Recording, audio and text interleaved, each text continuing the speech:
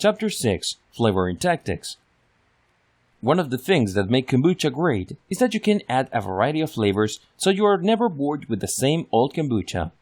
Every batch will already taste a little different because of different concentrations of type of bacteria, but by adding flavoring, you'll open up a whole new world of kombucha flavors. What to add? There aren't really any rules about how you flavor your kombucha, so you'll have to experiment to find out what works best for you and what flavors you like best.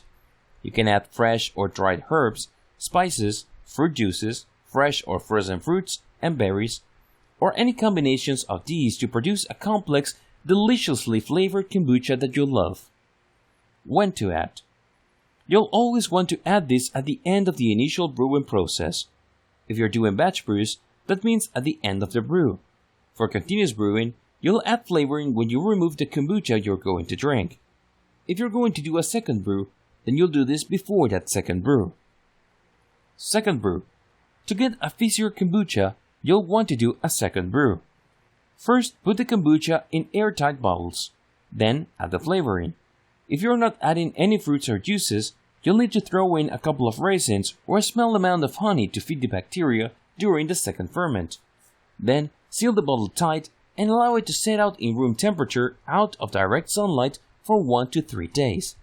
The amount of time you need to do the second brew will depend on how much fizzier you want your kombucha and the temperature. At higher temperatures, the kombucha will ferment faster, so you need less time. At lower temperatures, it will need a few more days. When you're happy with it, you can refrigerate the bottles to slow or stop the fermentation. How to add? When adding fruit, the best way to get a more intense flavor is to cut or crush the fruit into smallest possible pieces, because the more surface area of the fruits that are in contact with the kombucha, the stronger the flavor will be.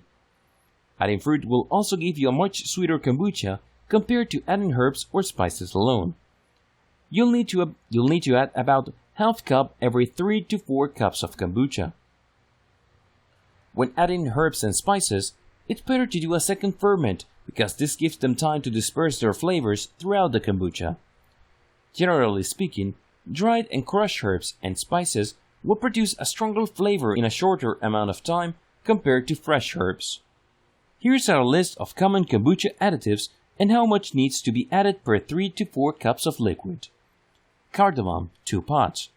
Cinnamon, ½ inch of a stick, crushed. Fennel seed, 2 teaspoons. Vanilla, 1 split bean. Ginger, ½ inch grated fresh. Lavender buds, 1 tablespoon. Hibiscus leaves, 1 tablespoon. Rose petals, 1 tablespoon.